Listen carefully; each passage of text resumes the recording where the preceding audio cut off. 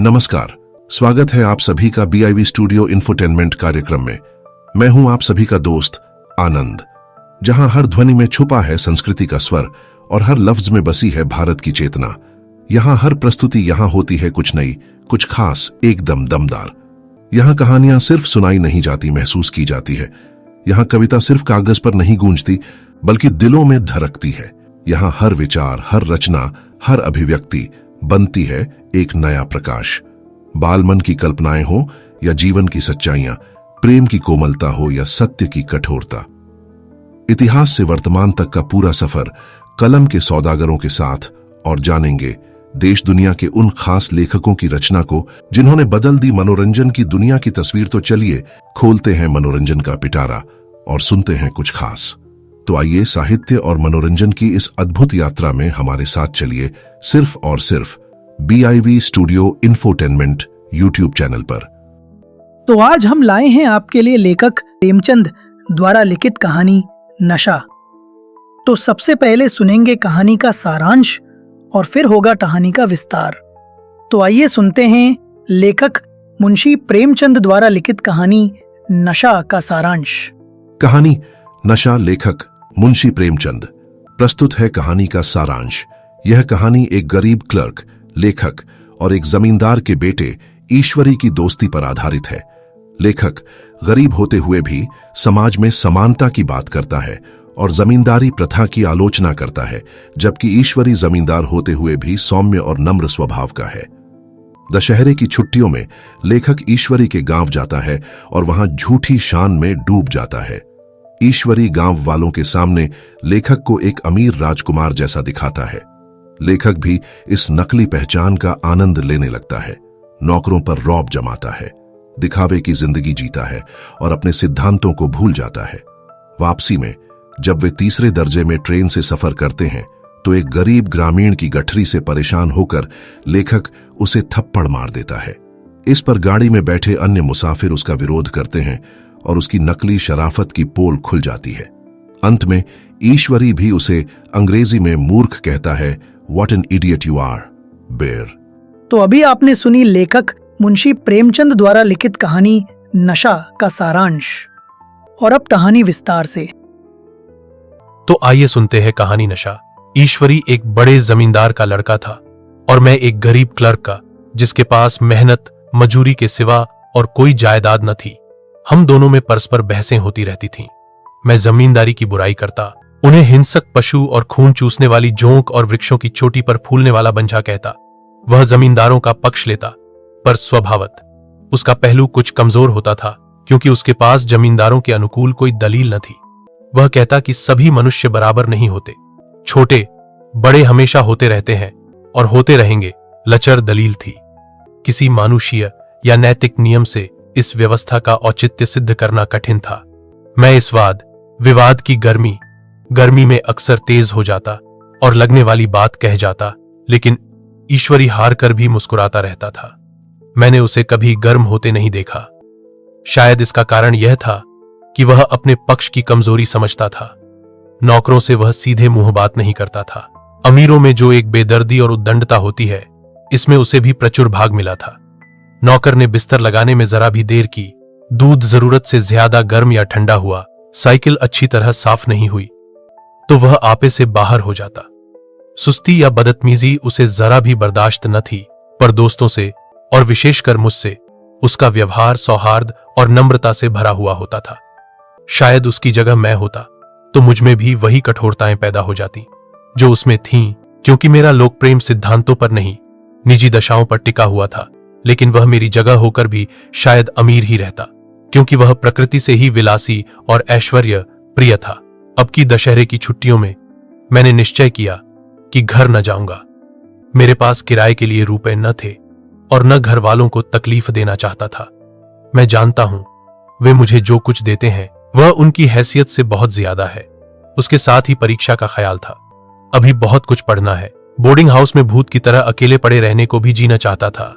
इसीलिए जब ईश्वरी ने मुझे अपने घर का नेवता दिया तो मैं बिना आग्रह के राजी हो गया। ईश्वरी के साथ परीक्षा की तैयारी खूब हो जाएगी। वह अमीर होकर भी मेहनती और ज़हीन है। उसने इसके साथ ही कहा, लेकिन भाई एक बात का ख्याल रखना, वहां अगर जमींदारों की निंदा की तो मामला बिगड़ जाएगा और मेरे घर वालों को बुरा लगेगा। वह लोग तो असामियों पर इसी दावे से शासन करते हैं कि ईश्वर ने असामियों को उनकी सेवा के लिए ही पैदा किया है। असामी भी यही समझता है। अगर उसे सुझा दिया जाए कि जमींदार और असामी में कोई मौलिक भेद नहीं है तो जमींदारी का कहीं पता न लगे।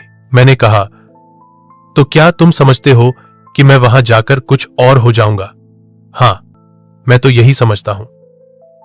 तुम गलत समझते हो। ईश्वरी ने इसका कोई जवाब न दिया। कदाचित उसने इस मामले को मेरे विवेक पर छोड़ दिया और बहुत अच्छा किया। अगर वह अपनी बात पर अड़ता तो मैं भी जिद पकड़ लेता। सेकंड क्लास तो क्या, मैंने कभी इंटर क्लास में भी सफर न किया था। अब की सेकंड क्लास में सफर का सौभाग्य प्राप्त हुआ। गाड़ी तो 9 बजे रात को आती थी, पर यात्रा के हर्ष में हम शाम को स्टेशन जा पहुंचे। कुछ देर इधर उधर सैर करने के बाद रिफ्रेशमेंट रूम में जाकर हम लोगों ने भोजन किया। मेरी वेश भूषा और रंग ढंग से पारखी खानसामों को यह पहचानने में देर न लगी कि मालिक कौन है और पिछलग्गू कौन। लेकिन न जाने क्यों मुझे उनकी गुस्ताखी बुरी लग रही थी। पैसे ईश्वरी की जेब से गए। शायद मेरे पिता को जो वेतन मिलता है उससे ज्यादा इन खानसामों को इनाम इकराम में मिल जाता हो। एक अठन्नी तो चलते समय ईश्वरी ही ने दी। उसे फिर भी मैं उन सबों से उसी तत्परता और विनय की अपेक्षा करता था जिससे वे ईश्वरी की सेवा कर रहे थे। ईश्वरी के हुक्म पर सब दौड़ते हैं, लेकिन मैं कोई चीज मांगता हूं तो उतना उत्साह नहीं दिखाते। मुझे भोजन में कुछ स्वाद न मिला। यह भेद मेरे ध्यान को संपूर्ण रूप से अपनी ओर खींचे हुए था। गाड़ी आई, हम दोनों सवार हुए। खानसामों ने ईश्वरी को सलाम किया। मेरी ओर देखा भी नहीं। ईश्वरी ने कहा, कितने तमीजदार हैं ये सब। एक हमारे नौकर हैं कि कोई काम करने का ढंग नहीं। मैंने खट्टे मन से कहा, इसी तरह अगर तुम अपने नौकरों को भी 8 आने रोज इनाम दिया करो तो शायद इनसे ज्यादा तमीजदार हो जाए। तो क्या तुम समझते हो यह सब केवल इनाम के लालच से इतना अदब करते हैं? जी नहीं, कदापि नहीं। तमीज और अदब तो इनके रक्त में मिल गया है। गाड़ी चली। डाक थी। प्रयाग से चली तो प्रतापगढ़ जाकर रुकी। एक आदमी ने हमारा कमरा खोला। मैं तुरंत चिल्ला उठा, दूसरा दर्जा है, सेकंड क्लास है। उस मुसाफिर ने डिब्बे के अंदर आकर मेरी ओर एक विचित्र उपेक्षा की दृष्टि से देखकर कहा, जी हां, सेवक इतना समझता है, और बीच वाले बर्थ पर बैठ गया। मुझे कितनी लज्जा आई, कह नहीं सकता। भोर होते होते हम लोग मुरादाबाद पहुंचे। स्टेशन पर कई आदमी हमारा स्वागत करने के लिए खड़े थे। 2 भद्र पुरुष थे, 5 बेगार। बेगारों ने हमारा लगेज उठाया। दोनों भद्र पुरुष पीछे पीछे चले। एक मुसलमान था रियासत अली, दूसरा ब्राह्मण था राम हरख। दोनों ने मेरी ओर अपरिचित नेत्रों से देखा, मानो कह रहे हैं, तुम कौवे होकर हंस के साथ कैसे? रियासत अली ने ईश्वरी से पूछा, यह बाबू साहब क्या आपके साथ पढ़ते हैं? ईश्वरी ने जवाब दिया, हां, साथ पढ़ते भी हैं और साथ रहते भी हैं। यूं कहिए कि आप ही की बदौलत मैं इलाहाबाद पड़ा हुआ हूं, नहीं कब का लखनऊ चला आया होता। अब कि मैं इन्हें घसीट लाया। इनके घर से कई तार आ चुके थे, मगर मैंने इनकारी जवाब दिलवा दिए। आखिरी तार तो अर्जेंट था, जिसकी फीस 4 आने प्रति शब्द है, पर यहां से भी उसका जवाब इनकारी ही गया। दोनों सज्जनों ने मेरी ओर चकित नेत्रों से देखा, आतंकित हो जाने की चेष्टा करते जान पड़े। रियासत अली ने अर्धशंका के स्वर में कहा, लेकिन आप बड़े सादे लिबास में रहते हैं। ईश्वरी ने शंका निवारण की, महात्मा गांधी के भक्त हैं साहब, खद्दर के सिवा कुछ पहनते ही नहीं। पुराने सारे कपड़े जला डाले। यूं कहो कि राजा हैं, 2.5 लाख सालाना की रियासत है, पर आपकी सूरत देखो तो मालूम होता है अभी अनाथालय से पकड़ कर आए हैं। राम हरख बोले, अमीरों का ऐसा स्वभाव बहुत कम देखने में आता है, कोई भांप ही नहीं सकता। रियासत अली ने समर्थन किया, आपने महाराजा चौंगली को देखा होता तो दांतों तले उंगली दबाते, एक गाढ़े की मिर्जई और चमरौधे जूते पहने बाजारों में घूमा करते थे। सुनते हैं एक बार बेगार में पकड़े गए थे और उन्हीं ने 10 लाख से कॉलेज खोल दिया। मैं मन में कटा जा रहा था, पर न जाने क्या बात थी कि यह सफेद झूठ उस वक्त मुझे हास्यास्पद न जान पड़ा। उसके प्रत्येक वाक्य के साथ मानो मैं उस कल्पित वैभव के समीपत्र आता जाता था। साथियों, अगर आपको यह कार्यक्रम पसंद आ रहा है तो आप हमारे चैनल को जल्दी से लाइक और सब्सक्राइब कर दीजिए। आपके लाइक और सब्सक्राइब से हमें बहुत हिम्मत मिलती है। तो BIV studio infotainment YouTube channel को लाइक और सब्सक्राइब करते रहें। हम आपको इसी तरह मनोरंजन से भरपूर रोचक साहित्य सुनाते रहेंगे। तो साथियों, आगे बढ़ते हैं और सुनते हैं कार्यक्रम का शेष भाग। मैं शहसवार नहीं हूं। हां, लड़कपन में कई बार लद्दू घोड़ों पर सवार हुआ हूं। यहां देखा तो 2 कलां राज घोड़े हमारे लिए तैयार खड़े थे। मेरी तो जान ही निकल गई। सवार तो हुआ, पर बोटियां कांप रही थीं। मैंने चेहरे पर शिकन न पड़ने दिया। घोड़े को ईश्वरी के पीछे डाल दिया। खैरियत यह हुई कि ईश्वरी ने घोड़े को तेज न किया, वरना शायद मैं हाथ पैर तुड़वाकर लौटता। संभव है ईश्वरी ने समझ लिया हो कि यह कितने पानी में है। ईश्वरी का घर क्या था? किला था। इमाम बाड़े का साफ फाटक, द्वार पर पहरेदार टहलता हुआ, नौकरों का कोई हिसाब नहीं, एक हाथी बौंधा हुआ। ईश्वरी ने अपने पिता, चाचा, ताऊ आदि सबसे मेरा परिचय कराया और उसी अतिशयोक्ति के साथ ऐसी हवा बांधी कि कुछ न पूछिए। नौकर चाकर ही नहीं, घर के लोग भी मेरा सम्मान करने लगे।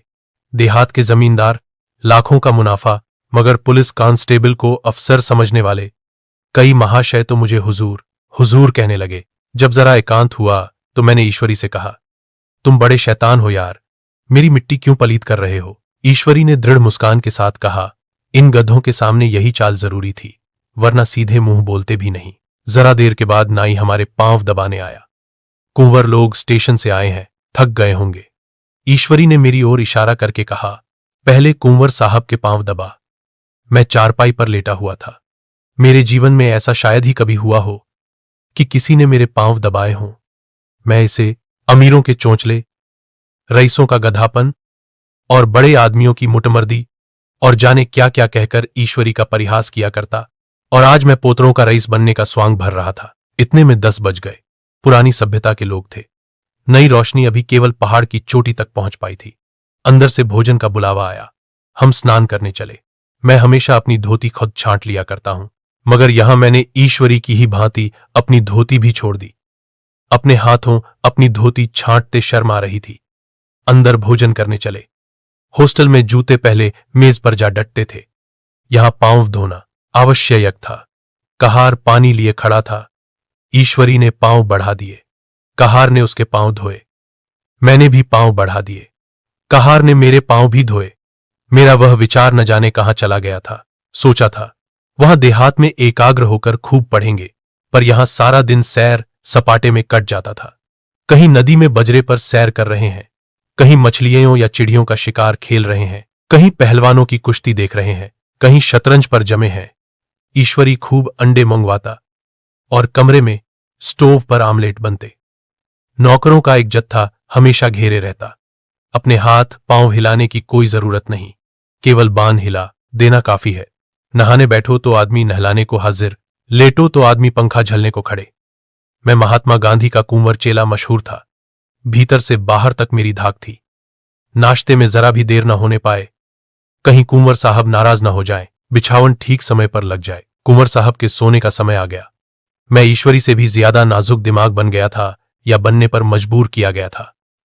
ईश्वरी अपने हाथ से बिस्तर बिछा ले, लेकिन कुंवर मेहमान अपने हाथों से कैसे अपना बिछावन बिछा सकते हैं? उनकी महानता में बट्टा लग जाएगा। एक दिन सचमुच यही बात हो गई। ईश्वरी घर में था। शायद अपनी माता से कुछ बातचीत करने में देर हो गई। यहां 10 बज गए। मेरी आंखें नींद से झपक रही थीं, मगर बिस्तर कैसे लगाऊं? कुंवर जो ठहरा, कोई 11:30 बजे महरा आया। बड़ा मुहलगा नौकर था। घर के धंधों में मेरा बिस्तर लगाने की उसे सुध ही न रही। अब जो याद आई तो भागा हुआ आया। मैंने ऐसी डांट बताई कि उसने भी याद किया होगा। ईश्वरी मेरी डांट सुनकर बाहर निकल आया और बोला, तुमने बहुत अच्छा किया। यह सब हरामखोर इसी व्यवहार के योग्य है। इसी तरह ईश्वरी एक दिन एक जगह दावत में गया हुआ था। शाम हो गई, मगर लैंप मेज पर रखा हुआ था। दियासलाई भी थी, लेकिन ईश्वरी खुद कभी लैंप नहीं जलाता था। वैभव फिर कुंवर साहब कैसे जलाए? मैं झुंझला रहा था। समाचार पत्र आया रखा हुआ था। जी उधर लगा हुआ था, पर लैंप नदारद। दैव योग से उसी वक्त मुंशी रियासत अली आ निकले। मैं उन्हीं पर उबल पड़ा। ऐसी फटकार बताई कि बेचारा उल्लू हो गया। तुम लोगों को इतनी फिक्र भी नहीं कि लैंप तो जलवा दो? मालूम नहीं ऐसे कामचोर आदमियों का यहां कैसे गुजर होता है। मेरे यहां घंटे भर निर्वाह न हो। रियासत अली ने कांपते हुए हाथों से लैंप जला दिया। वहां एक ठाकुर अक्सर आया करता था। कुछ मनचला आदमी था, महात्मा गांधी का परम भक्त। मुझे महात्मा जी का चेला समझकर मेरा बड़ा लिहाज करता था, पर मुझसे कुछ पूछते संकोच करता था। एक दिन मुझे अकेला देखकर आया और हाथ बांधकर बोला, सरकार तो गांधी बाबा के चेले हैं ना? लोग कहते हैं कि यहां स्वराज्य हो जाएगा तो जमींदार न रहेंगे। मैंने शान जमाई, जमींदारों के रहने की जरूरत ही क्या है? यह लोग गरीबों का खून चूसने के सिवा और क्या करते हैं? ठाकुर ने विसिक फिर पूछा, तो क्यों सरकार, सब जमींदारों की जमीन छीन ली जाएगी? मैंने कहा, बहुत से लोग तो खुशी से दे देंगे, जो लोग खुशी से न देंगे उनकी जमीन छीननी ही पड़ेगी। हम लोग तो तैयार बैठे हुए हैं, जो ही स्वराज्य हुआ अपने इलाके असामियों के नाम हिब्बा कर देंगे। मैं कुर्सी पर पांव लटकाए बैठा था। ठाकुर मेरे पांव दबाने लगा, फिर बोला, आजकल जमींदार लोग बड़ा जुल्म करते हैं सरकार, हमें भी हुजूर अपने इलाके में थोड़ी सी जमीन दे दें तो चलकर वहीं आपकी सेवा में रहें। मैंने कहा, अभी तो मेरा कोई इख्तियार नहीं है भाई, लेकिन जो ही इख्तियार मिला मैं सबसे पहले तुम्हें बुलाऊंगा, तुम्हें मोटर ड्राइवरी सिखाकर अपना ड्राइवर बना लूंगा।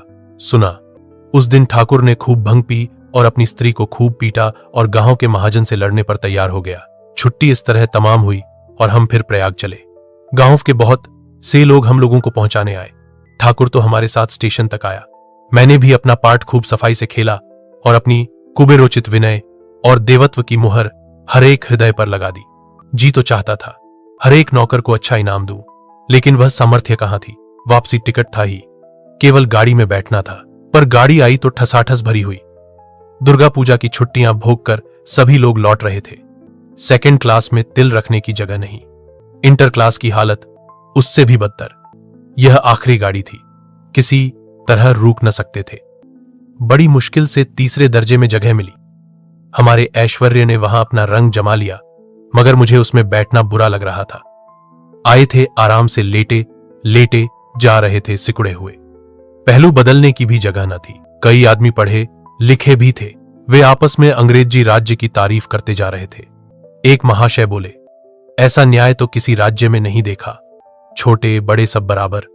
राजा भी किसी पर अन्याय करे तो अदालत उसकी गर्दन दबा देती है। दूसरे सज्जन ने समर्थन किया, अरे साहब, आप खुद बादशाह पर दावा कर सकते हैं, अदालत में बादशाह पर डिग्री हो जाती है। एक आदमी जिसकी पीठ पर बड़ा गट्ठर बौंधा था, कलकत्ते जा रहा था। कहीं गठरी रखने की जगह न मिलती थी, पीठ पर बांधे हुए था। इससे बेचैन होकर बार बार द्वार पर खड़ा हो जाता। मैं द्वार के पास ही बैठा हुआ था। उसका बार बार आकर मेरे मुंह को अपनी गठरी से रगड़ना मुझे बहुत बुरा लग रहा था। एक तो हवा यूं ही कम थी, दूसरे उस घुमार का आकर मेरे मुंह पर खड़ा हो जाना मानो मेरा गला दबाना था। मैं कुछ देर तक जब्त किए बैठा रहा। एकाएक मुझे क्रोध आ गया। मैंने उसे पकड़कर पीछे ठेल दिया और 2 तमाचे जोर जोर से लगाए। उसने आंखें निकालकर कहा, क्यों मारते हो बाबूजी, हमने भी किराया दिया है। मैंने उठकर 2-3 तमाचे और जड़ दिए। गाड़ी में तूफान आ गया। चारों ओर से मुझ पर बौछार पड़ने लगी। अगर इतने नाजुक मिजाज हो तो अव्वल दर्जे में क्यों नहीं बैठे? कोई बड़ा आदमी होगा तो अपने घर का होगा। मुझे इस तरह मारते तो दिखा देता। क्या कसूर किया था बेचारे ने? गाड़ी में सांस लेने की जगह नहीं। खिड़की पर जरा सांस लेने खड़ा हो गया तो उस पर इतना क्रोध। अमीर होकर क्या आदमी अपनी इंसानियत बिल्कुल खो देता है? यह भी अंग्रेजी राज है जिसका आप बखान कर रहे थे। एक ग्रामीण बोला, दफ्तरन मां घुसन तो पावत नहीं, उस पर इत्ता मिजाज। ईश्वरी ने अंग्रेजी में कहा, what an idiot you are Bir, तुम कितने मूर्ख हो। और मेरा नशा अब कुछ कुछ उतरता हुआ मालूम होता था। दोस्तों, कैसा लगा आपको हमारा यह मनोरंजन से भरपूर कार्यक्रम? कमेंट करके हमें जरूर बताएं। और हाँ, अगर कोई खास कविता, कहानी, जीवन परिचय, उपन्यास आदि आपको सुनना है तो हमें कमेंट करके बताएं, हम आप तक पहुंचाएंगे आपकी पसंद का मनोरंजन से भरपूर कार्यक्रम सिर्फ और सिर्फ BIV studio infotainment YouTube channel पर। आप सबके सहयोग के लिए बहुत बहुत आभार। नमस्कार।